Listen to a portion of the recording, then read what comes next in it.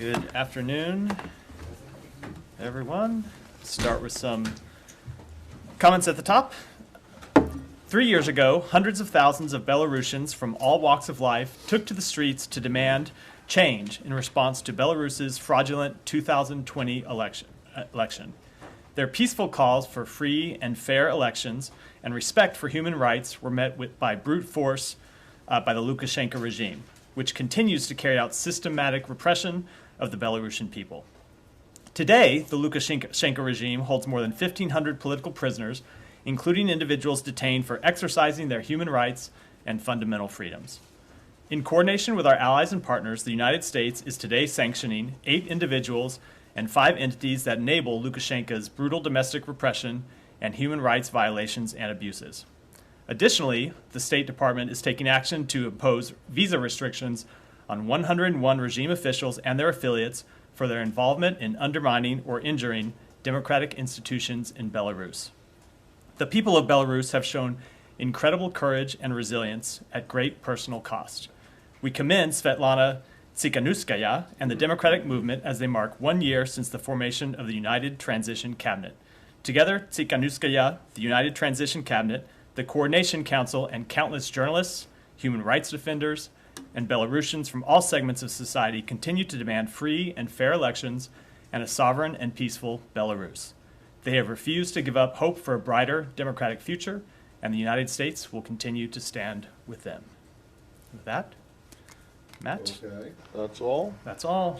Okay, let me just start very quickly. I hope we can dispense with this rapidly. Just on Haiti and the release of the 2 Americans. Do you have anything more to say than the language that came out earlier today? I will say that we welcome the reports of their release. We have no greater priority, of course, than the safety and security of U.S. citizens overseas.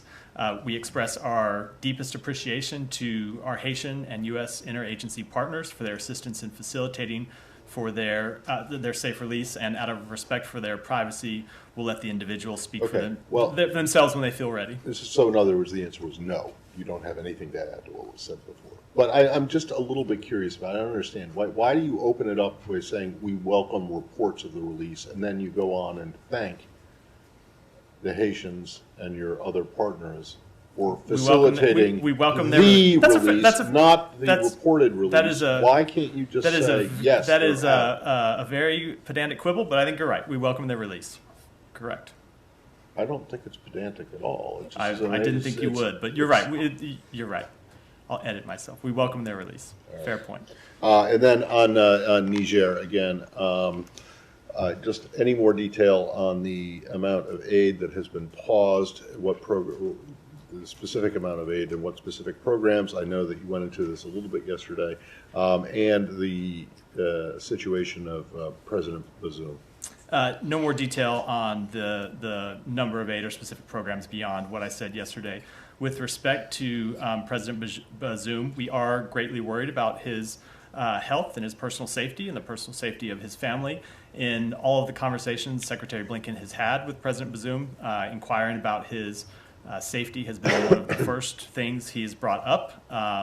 It is one of the reasons that Acting Deputy Secretary Nuland wanted to see him personally when she was in the country on Monday, and it's a matter that remains of concern to us. Thank you. Could I just pursue that briefly? Say they're greatly worried about his condition.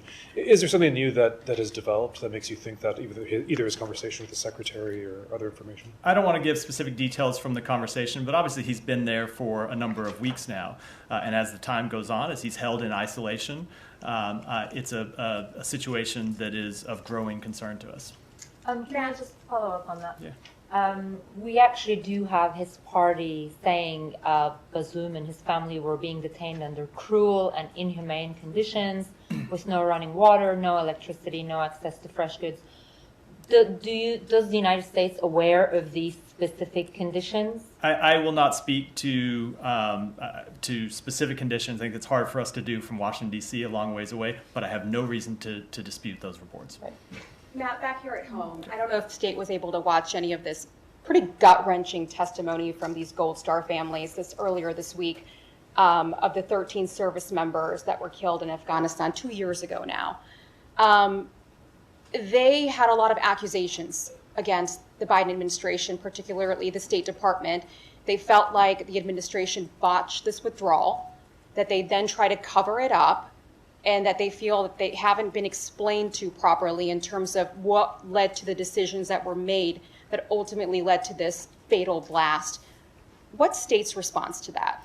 I will say that obviously our hearts go out to those family members. I cannot begin to imagine the tragedies that they have suffered, and they will always be in our thoughts, and we will hold the deepest sympathy for them. With respect to the decision making that went into the withdrawal from Afghanistan, that's something that we've spoken to a number of times. But what about, Go ahead. do you still believe that this was a success? Because they have a real hard time when the administration calls this withdrawal a success. Do you still believe it was a success? We believe it was the correct policy choice. But Was again, it a success? hold on. We believe it was the correct policy choice. But again, I would never want to quibble with a family member who has suffered such an enormous tragedy. But I think that word is. I'm going to move on to someone else. You called on me, ma'am. Yeah, go ahead. Go ahead. So Reuters reported that there is thinking among EU that they can unveil some sanctions. I'm just wondering, especially in light of information about the conditions that President Bazoum is in, is that something that the U.S. is considering, may consider if those conditions deteriorate, or any other conditions? We are considering a number of different policy options, but I wouldn't want to preview them from here at this point. Can I just go back to still in Niger? Just one thing. Are you guys still trying to reverse this? I guess that's linked. Absolutely. But I mean, what avenues do you have left for that? We continue to engage with our partners in the region. We continue to engage with other governments. The Secretary has discussed this a number of times with the French Foreign Minister. We continue to engage with civil society and NGOs in Niger to try and reverse and lead to a different outcome that restores constitutional order. Yeah. On the diplomacy, of course, the Secretary met with the Foreign Minister of Algeria this morning. Algeria, as you know, borders Niger. Was there any substantive discussion about the crisis or any? Unfortunately, I haven't gotten a readout of that meeting yet. I think we'll have something coming out later, but I personally haven't had a discussion. Can I just go back to the question on Afghanistan for a second? You guys have put out the AAR, or at least a redacted, unclassified version of the AAR. And shown the HVAC, the descent cable, and I think if I remember correctly, the response to that. In your guys' minds, is this a done deal? Is there anything more that they're apparently still looking for more? The committee is. The committee is. I am not aware. And potentially the families. I'm not aware of this testimony, but I'm not aware. But are you guys? In terms of the State Department, you guys think that you put out everything that there is? So I'm not aware of the latest status of discussions with the committee or what their latest asks are. I know that they've made a number of additional asks, but we've been engaged in a back and forth with them, and I'm just not. I'm not sure where we are, where that stands right now. I haven't checked in on it. Okay. Well, do you think though that they should be satisfied? They and the committee and the families of the 13 should be satisfied with what has been released thus far? Again, I'm reluctant to speak about this in detail, not knowing what the latest status of the discussions with the committee are. I know, but do you think that you think that you've fulfilled your obligations or your commitments to being transparent about? I believe we've been incredibly transparent about the actions this department has taken. But with respect to requests from the committee, I've seen a number of requests come in. I know we've been in discussions with them, but I don't want to characterize those. Given that I'm just not sure where Congress is in recess right now. The discussions have obviously slowed down over the recess, so I don't want to comment on detail in the middle of those discussions. I would just point out that I think that there are people who would take issue with the incredibly transparent line, considering it took how many weeks, months for them to even be able to see the descent cable and the response. Understood. Alex, go. Let me. I'm gonna people that raise their. I'm gonna work. You had 4 questions. I'm gonna work the room a little bit. A couple questions on that. If you don't mind, I'm going to shift the topic. Before the human rights angle, there are reports that another Wagner camp is being built in Belarus. Ukraine confirmed it. Do you have anything about it? Sure. So we do know that some Wagner fighters are in Belarus. We continue to monitor that situation. As we've said before, the arrival of those forces in Belarus is another example of Lukashenko ceding further control and decision-making to the Kremlin, contrary to the interests and wishes of the Belarusian people. We continue to look closely at the actions that Wagner forces take against the interests of the countries where they operate, and we'll continue to take actions to hold them accountable. But with respect to any specific reports of a new camp, I don't have any comment on that other than to say that, of course, we've seen Wagner forces redeploying to Belarus, and as I said, that's obviously not an action that's in the interest of the Belarusian people. And what is your assessment on how Poland and other frontline states are dealing with increasing threat from Belarus? That Poland, mm-hmm. We have full confidence in the actions that Poland, which of course is an important ally of ours, takes. On human rights, back to your topic, can you assure Belarusian opposition, democratic forces that the administration has done in these 3 years everything you can to support them? New sanctions on 100 regime officials are welcomed, but why did we wait for 3 years to punish them? Are there other Lukashenko officials still out there? I don't think we have waited. We have taken a number of actions over the course of the last 3 years to hold Belarusian officials accountable. We have spoken to this on a number of occasions. We have made clear that we stand with the Belarusian people, and the sanctions that we rolled out today are just the latest in a long series of sanctions that we have imposed. Alex, that was 3. I'm going to try to work. Related to your topic. I'll come back to you if there's time, but I want to make sure other people get a chance. Yeah, thank you, Matt. You may be aware that the Russian companies are still active in Iraq, and that there is a big issue between the U.S. and Iraq that due to your sanctions on Iraq, the Iraqi government cannot pay the bills to Russia. And I am aware that since February, the Iraqi government are in close contact with the U.S. Government to get some sorts of waiver to pay the bills that owed to Russia. My question is that, have you waived Iraq to pay any bills to Russia, and then notwithstanding with your sanctions on Iraq, but what's your reaction to the Russian companies that are still active in Iraq? So first of all, no, we have not. We continue to implement all of our sanctions on Russia. There has been no change to Iraq policy vis-a-vis Russia. We have stood firm, of course, in opposing Russia's unprovoked invasion of Ukraine. Since Russia has shown no signs that it intends to de-escalate or enter into serious negotiations, we will continue to impose costs, including by reducing the amount of revenue it receives from its oil and gas sector. And finally, I'd say Russia has clearly demonstrated it is not a reliable supplier of energy, and repeatedly used foreign dependence on Russian energy to influence other countries towards the Kremlin's interests. But the bottom line is, no, we have not changed our sanctions. Are you going to put any restrictions on the Iraqi government while they are letting the Russian companies to be active in their country? We will continue to enforce all of our sanctions, but beyond that, I wouldn't want to preview any specific action from here. Thank you. Go ahead. I'll come to you. Olivia, I'll come to you next. This week, the Washington Post reported that China hacked into Japan's sensitive defense networks beginning in 2020. Are you worried that Japan's cybersecurity capability could slow the information sharing with Japan? And a follow-up, do you expect that President Biden will discuss cybersecurity at the upcoming U.S.-Japan South Korea summit next week? So we obviously saw those reports. I will leave it to the government of Japan to speak to them specifically. Obviously, cybersecurity is an issue that we take seriously. We have encouraged both domestic U.S. companies as well as our allies and partners to take steps to strengthen their defenses, as we have taken steps to strengthen ours. And I would, without getting into specific previews of that meeting, which I will, to a large extent, leave to the White House. Of course, cybersecurity is an issue that regularly comes up in discussions with our allies and partners. So come to Olivia next. As the Biden administration today rolls out these new rules limiting certain American investments in certain Chinese tech sectors, has this department engaged on the diplomatic front to understand the possible reaction or retaliation from Beijing? So this is actually an issue that came up in our meetings in Beijing when we had a back and forth, a very detailed back and forth with Chinese government officials, and one of the things that the then Chinese foreign minister objected to quite strenuously was reports that we would be imposing outbound investment controls. And I won't get into their objections in details other than to say that they objected to those as they have objected to our export controls and other measures that we have taken with respect to China.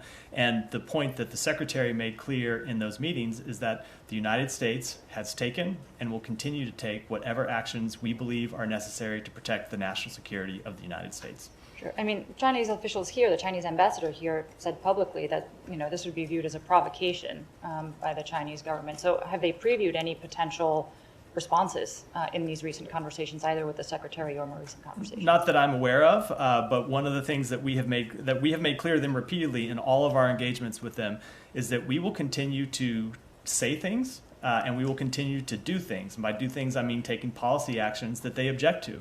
But we will do that because we believe it is in the national security interest of the United States.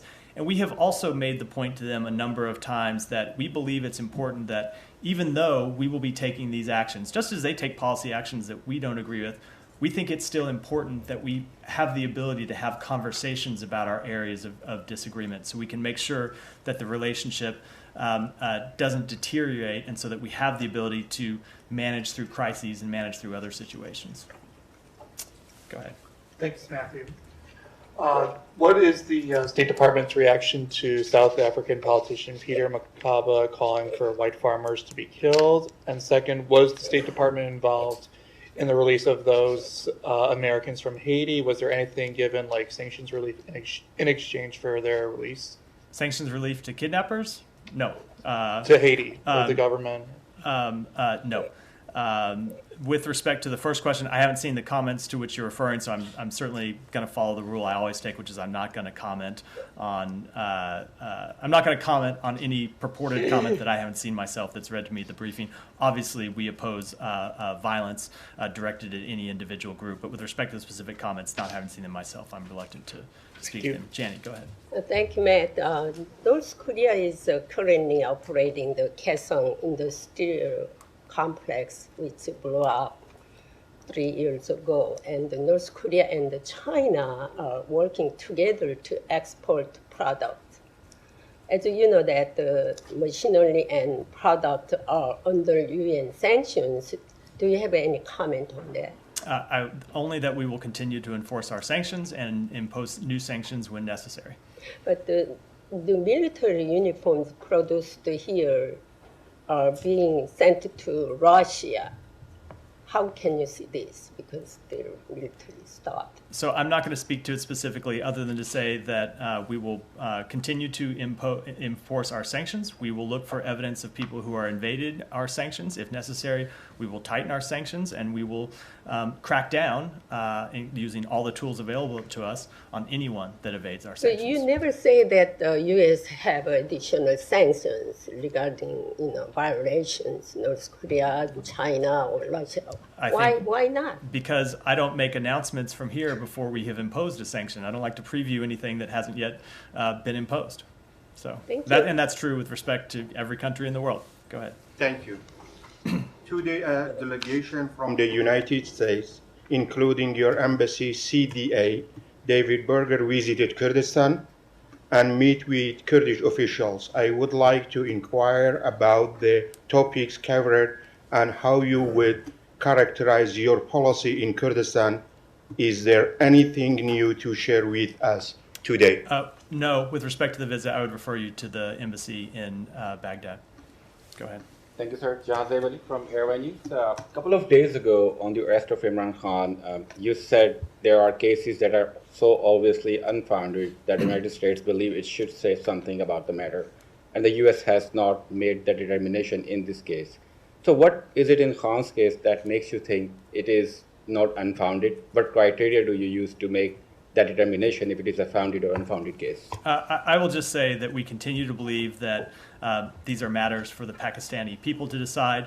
Our bottom line principle is that we continue to call for the respect of democratic principles, human rights, and the rule of law in Pakistan as we do around the world. So Pakistani Ambassador Masood Khan called on the U.S. to engage more closely with Pakistan as it continues to grapple with a host of threats, including last week's suicide bombing that killed at least 63 people.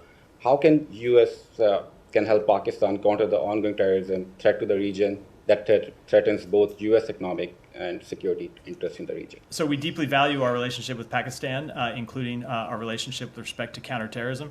We have supported Pakistan through a number of pieces of assistance to help with counterterrorism, with other law enforcement activities, and we'll continue to do so. So one last question, if you allow me. What is the U.S. role in tamping down terrorism in the region after 20 years of war in Afghanistan?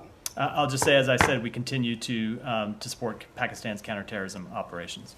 Go ahead, say next. Thank you so much. We have seen ups and downs in U.S.-Pakistan relation in recent past. What kind of confidence-building measures are being taken to avoid mistrust between these two countries? My second question is, there is upcoming elections in Pakistan. We already spoke a few days ago. Will U.S. sending independent observer to monitor the general elections in Pakistan? I'm not aware if a decision's been made with respect to sending observers. With respect to your first question, we will continue to engage directly with the Pakistani government, as we do at a number of different levels, and we will continue to engage in people-to-people contacts with Pakistan, who we consider a close partner. Thank you. Wall Street Journal reported this morning that the U.S. and Saudi Arabia had agreed to a broad strokes plan for normalization with Israel. Any veracity to that? And where are we in that process? I saw that report. I think it vastly overstated the reality of the situation. We continue to discuss the possibility of normalization of relations between Israel and Saudi Arabia with Israel. The Secretary has traveled personally to the region to discuss this. There are a number of matters that are under discussion between the three countries, and we'll continue we will continue to work towards that aim, recognizing that it's a difficult, it is a long and difficult process, but I think the reports that we have reached some sort of agreement vastly overstate where things stand. You follow up on that? Yeah. This is a different topic. Oh, sure. Ethiopia. Yeah. I think this might have been addressed briefly before, but the situation in Amara, the Ethiopian military today is saying that it's defeated fighters there. I mean, does the United States have any information on the humanitarian situation there, and any general comment about where things have gone there? Let me take back the question on the humanitarian situation and see if we have any details that we can provide. And with respect to the situation, obviously we're concerned about the violence. It's a situation the Secretary discussed in his call with Ethiopian government last week. Can I take you back to Pakistan? Yeah. The cipher cable, supposedly, that's been reported. I know that you've had some on-record comments on this, but I wanted to ask you about the veracity of the comments. It's obviously a Pakistani document. Does the United States generally think that what was reported there was accurate? So a few things. One. Yes, it's a report reported to be a Pakistani document. I can't speak to whether it is an actual Pakistani document or not. I just simply don't know. With respect to the comments that were reported, I'm not going to speak to private diplomatic exchanges, other than to say that even if those comments were accurate as reported, they in no way show the United States taking a position on who the leader of Pakistan ought to be. We expressed concern privately to the government of Pakistan, as we expressed concern publicly about the visit of then Prime Minister Khan to Moscow on the very day of Russia's invasion of Ukraine. We made that concern quite clear, but as the former Pakistani ambassador to the United States himself has stated, the allegations that the United States has interfered in internal decisions about the leadership of Pakistan are false. As we've stated, they're false. They've always been false, and they remain false.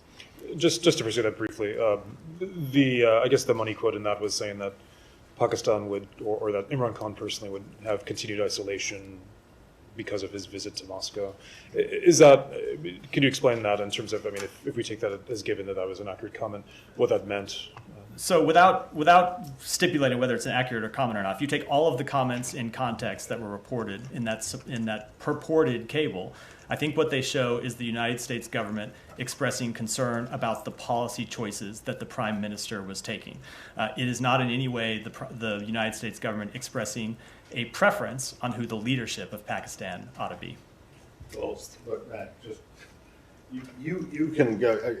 I think what I'm hearing is that essentially the substance of this report and the purported Pakistani cable back to Islamabad is accurate, but you're saying that it is not the U.S. saying that Prime Minister Khan, then Prime Minister Khan, should leave office. Is that correct?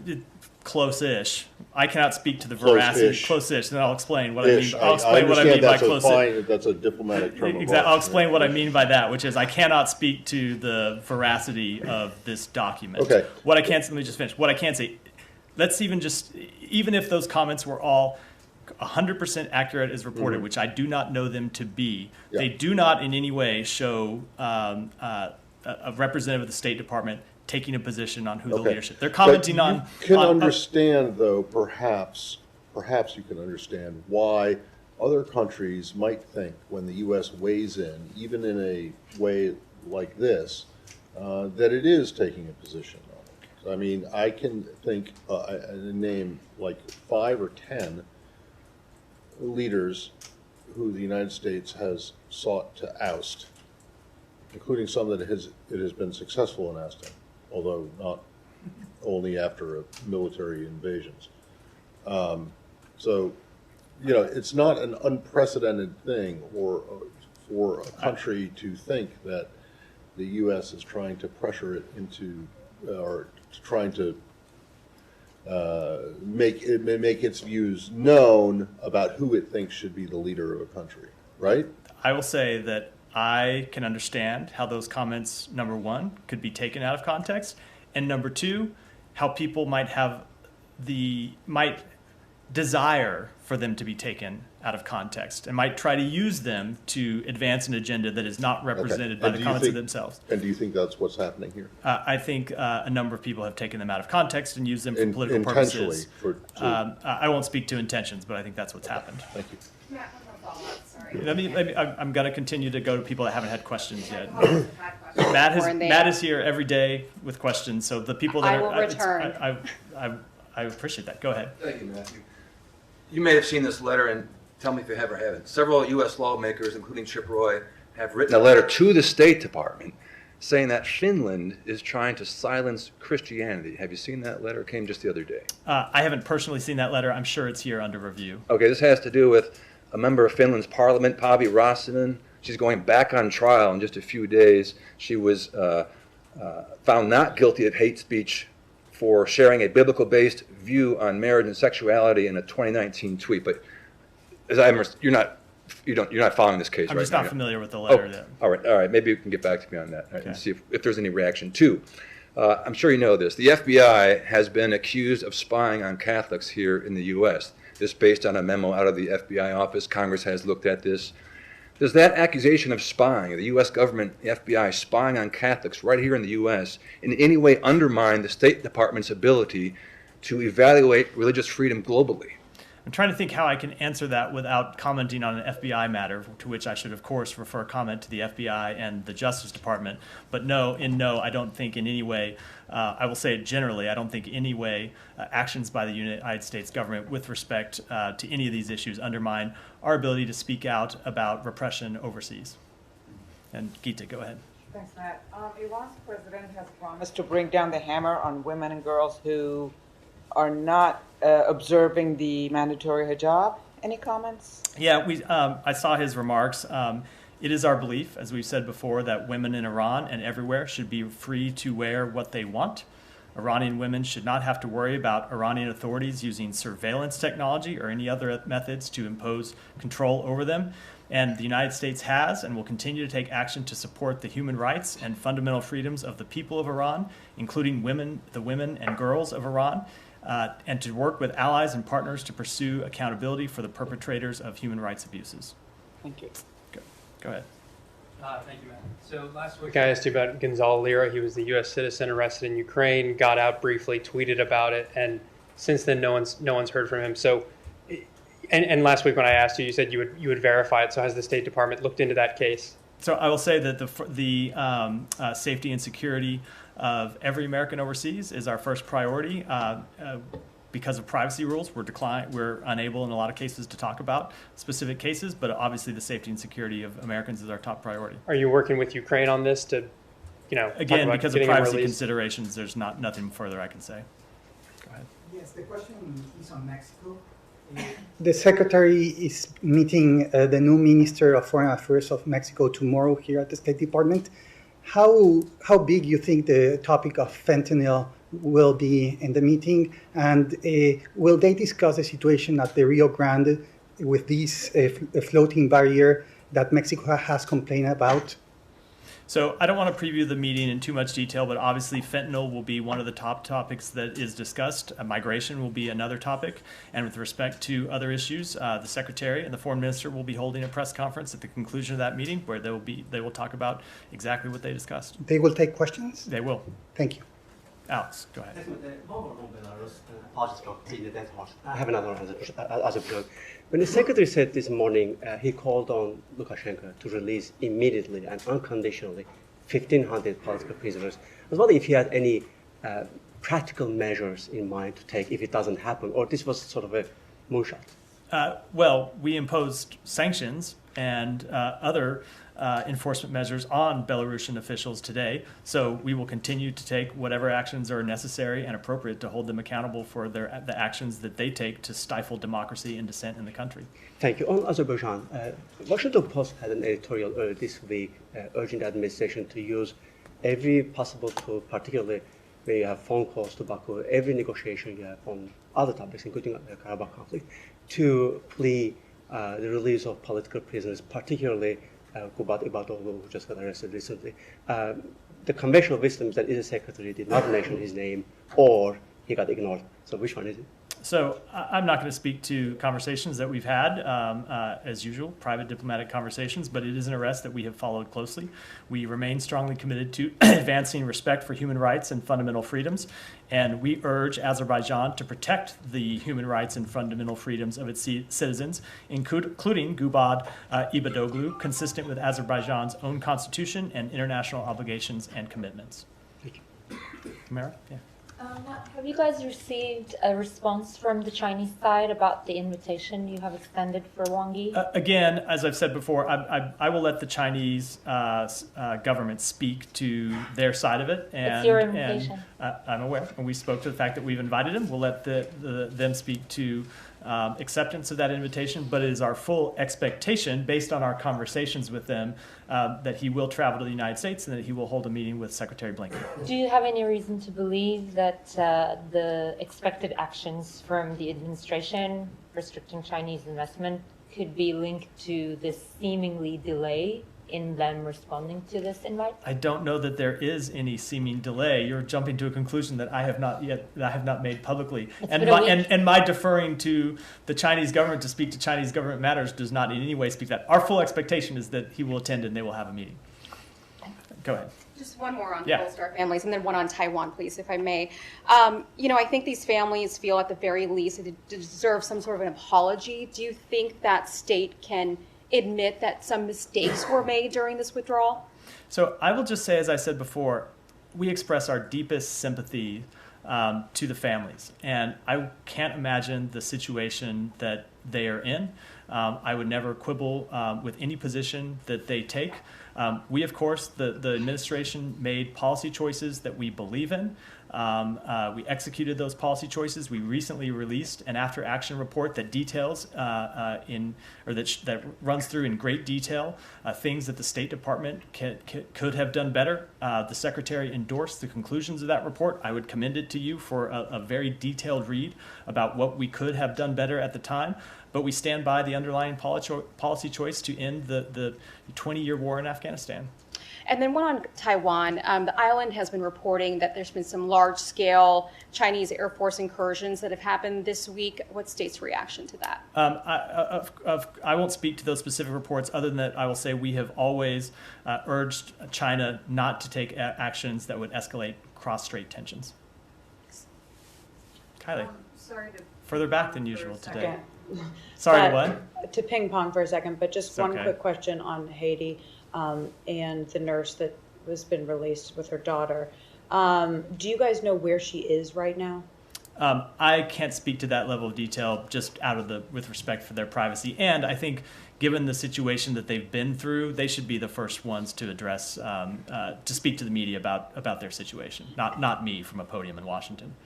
Can or will the U.S. government assist them in getting back to the United States if that's what their plan is? I don't want to speak in detail to that question because I don't know what requests they have made to us. But obviously, we always try to assist U.S. citizens in foreign countries if they need help exiting a country. I would expect we would do so here, but I just don't want to speak specifically to the situation that they have not yet spoken to publicly. Okay. And then one quick question on the Wall Street Journal report today on the Saudi Arabia normalization with Israel conversations. They've reported that there's an agreement on a path to normalize relations between the two countries. The White House has said that that's going a little bit far. There's a lot of conversations that need to be had before that path is agreed to. Can you just give us a status update from this building as to where you view those conversations at this moment in time? I will say that we've had productive conversations. There's a number of issues that we have discussed, both with the Israeli government and with the Saudi government. Those conversations continue. I expect there will be more happening in coming weeks. We've made progress on a number of issues. I'm not going to get into what the progress is, but it is still a long road to go with an uncertain future. But it is an important initiative that we think we should continue to pursue. Israel's National Security Advisor said today that they don't expect any agreement to be announced before the end of the year. Would you concur with that assessment? I wouldn't want to put a timetable on it at all. And then last question, the Wall Street Journal said that part of the conversations between the U.S. and Saudi Arabia on this are putting pressure on the Saudis to distance themselves from China as part of an agreement to normalize Saudi-Israel relations. Is that part of this conversation? Not that I'm aware of. Again, I don't want to speak to it in details, but from our perspective, the purpose of this agreement is to increase stability in the region and to normalize relations between the two countries. Potential agreement. Yeah. Thank you. I think I'd made clear we don't have agreement, but yes, in case anyone would take that out of context, go ahead. To ask, it seems like the State Department used to host the annual International Religious Freedom Summit. I know that summit has kind of continued on a more private capacity and the State Department participates in it, but please inform me, why do you guys no longer host the IRF Summit? I'll take that one back and get you an answer. Go ahead. You had your hand up. Go ahead. Thank you. I have a question on the initiative by the President of the United Arab Emirates, who offered to organize a meeting between Presidents Putin and Zelensky in Dubai at the climate conference. And reportedly, he already talked with Biden about that. Whether there is any conversation between State Department and the White House about the possibility of that, and how would you look at this initiative? So I'm going to let the White House speak to any conversations the president may or may not have had. And with respect to any meeting between President Zelensky and President Putin, I would say that is a decision for President Zelensky to make. We have made clear that Ukraine is in the driver's seat when it comes to deciding the future of Ukraine, and that is true with respect to any potential negotiations. I would add, however, that President Zelensky has made clear for some time, including since before the outset of this war, that he is open to conversations with Russia that respect Ukraine's territorial integrity and Ukraine's sovereignty. So I will let him speak to when he is ready or when they would have any such conversations. But the impediment has always been and continues to be that Vladimir Putin has not renounced his imperialist aims, has not renounced his belief that Ukraine is not a real country, in his words, and has not withdrawn his troops from beyond Ukraine's borders. So with respect to any negotiations, though, I will defer comment to the Ukrainian government. And, One more? On a possible meeting between Secretary Blinken and Foreign Minister Lavrov at the UN General Assembly, although it's still away, but maybe there is any preparation underway, and if there are any plans to have to organize a conversation between them to discuss such issues as grain initiative. There are not any plans for a meeting that I'm aware of. I would never make any announcements about meetings this far in advance. But again, we think with respect to the grain initiative that Russia needs to return to the Black Sea Grain Initiative, as not just the United States has encouraged it to do, but as Turkey has encouraged it to do, as African countries have encouraged it to do. So we'll continue to make that case. I think our position is pretty well known. All right, let me take one more at the very back, and then we'll wrap for today. Just also on Ukraine, Donald Trump is now clearly the runaway favorite for the Republican nomination and has talked about diminishing support for Ukraine significantly, and other Republicans have said similar things. Are you picking up concerns from President Zelensky and allies that perhaps the US will not last the course, that Putin just has to run down the clock? So I'm still relatively new to this podium, but one thing I do think I know to do is not comment about politics, so I will refrain from discussing the first part of the question. But with respect to our conversations with allies overseas, we have made clear that we need to do two things. One is to continue to support Ukraine for the battle it's facing now. But then the second is to lock in long-term security agreements that will outlive any one administration, any one government, both here in the United States and among our allies and partners who have signed up for the same type of long-term security commitments. So we are in discussions with Ukraine about what those security commitments look like right now. We are in discussions with the United States Congress about what both our current funding posture for Ukraine ought to be and what the long-term funding posture ought to be, and we'll continue to have those conversations. But I will say that we have, and I said this yesterday, we still have been heartened, despite all the churn about this question that really has been out there since the outset of this war. We have been heartened that every time we have gone to the Congress to look for more support for the government of Ukraine, the military of Ukraine, and the people of Ukraine, Congress has always been there, and we expect that they will continue to be there. And with that, we'll wrap for today. Thanks, everyone. I'm going to wrap for today. Thank you. Thank you.